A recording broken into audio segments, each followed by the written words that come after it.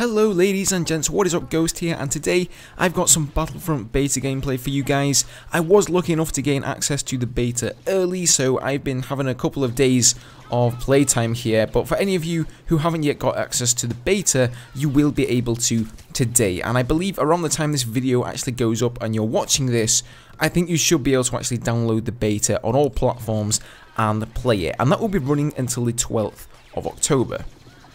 So the footage you're watching in the background is an entire round of Drop Zone. I'm not going to edit any of this out because it was such a great round for me, and it really encompasses, I feel, what I love about this game mode. And I will actually go ahead and say this right now, it is my favourite game mode out of the two, which I have to say quite surprised me, and it maybe surprised you as well. I'm sure most of you guys will know that the other game mode is, of course, Walker Assault. That's the one we've been seeing in all the different trailers and pretty much all of the gameplay up until the release of the beta here. And I didn't actually know that Drop Zone would be included in the beta, but it is a very pleasant surprise. If you've played Walker Assault or even seen much footage of that, you'll know it can be a bit clusterfucky. There's just a big open snow plain most of the time. There are a few trenches here, a little bit of cover in the shape of rocks and small pieces of debris, and there are some inside areas, but for the most part, you're out in the open on a large snow field.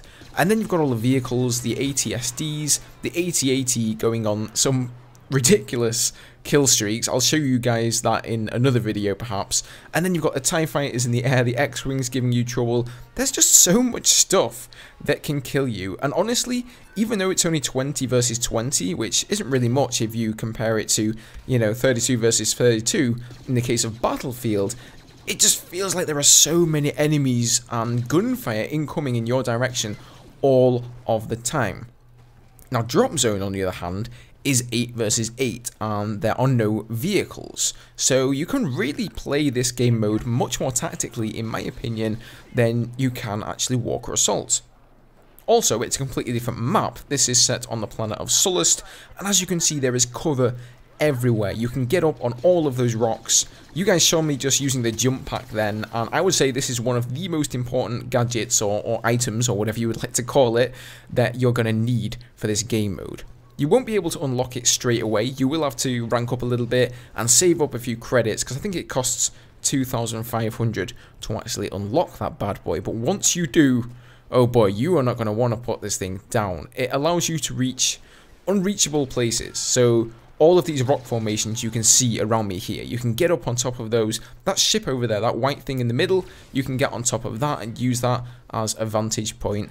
And it really, it's just a necessity, man. It's so much more fun to play having the jump pack when you're used to not having it. Now the aim of the game here in Drop Zone is relatively simple.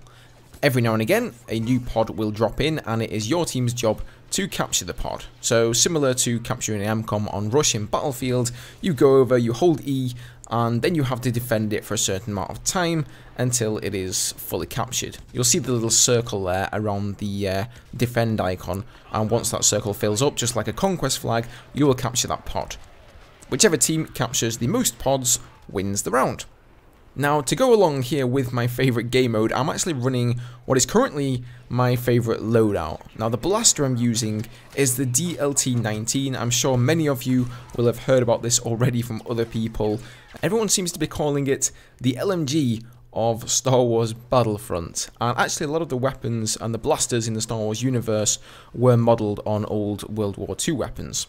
So it has the highest rate of fire of any of the blasters in the game at the moment, but it also does pretty good damage at long range. It doesn't seem to have that big spread, but it also rips people up close. Now, another one that is popular, however, is the DH-17. That's a slower firing, slightly slower firing pistol version. It's not really the rifle kind of two-handed type, it's a pistol, and that's very popular with a lot of people. A lot of people love that for game modes like this. For Drop Zone, it's kind of medium ranged, but so far I've been getting on quite well with the DLT-19.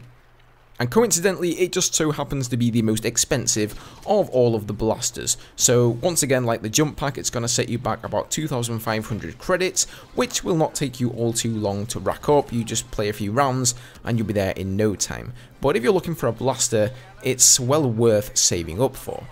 Now in the bottom right you can see my star cards. The left one there on the number 1 key is of course the jump pack, which I have already explained about.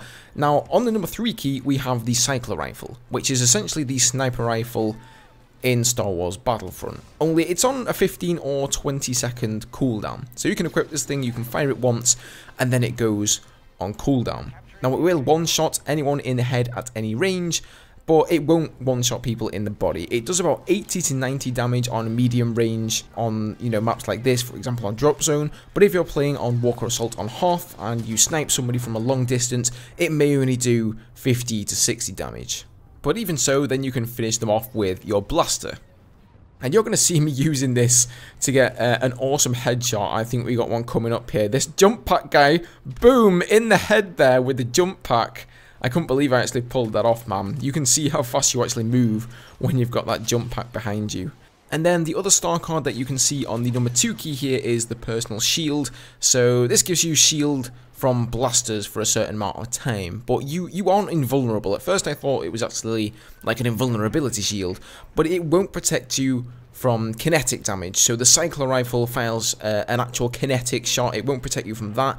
It won't protect you from grenades, but it will protect you from blaster fire for a certain amount of time. So it's really handy for getting out of dodge. You've probably noticed by now that your health in this game recharges really fast. So if you take 80, 90 damage, and boom, that no scope though, if you take 80 or 90 damage, it's really worthwhile actually going and hiding behind a rock for a few seconds, or using indeed your personal shield to regen your health before you engage in the same firefight with that person again. It's not like in Battlefield, for example, where you've got to throw down a med kit and the regen is very slow. You can get back into the action much quicker.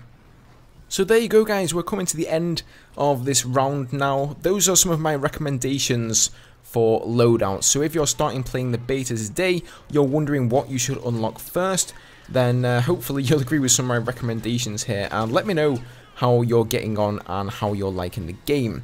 I would also recommend trying playing in third person mode. It really does make quite a difference. You might not like the look of it as much as first person if you're coming from a game like Battlefield or another first person shooter, but it makes it way easier to see people coming around corners, and especially whilst using the jump pack. I can't really imagine using that as well as I have been doing in first person mode. So give third person mode a try guys, let me know how you get on in the beta. That's it from me for today, have a great day, and I'll see you guys in the next one. Cheers.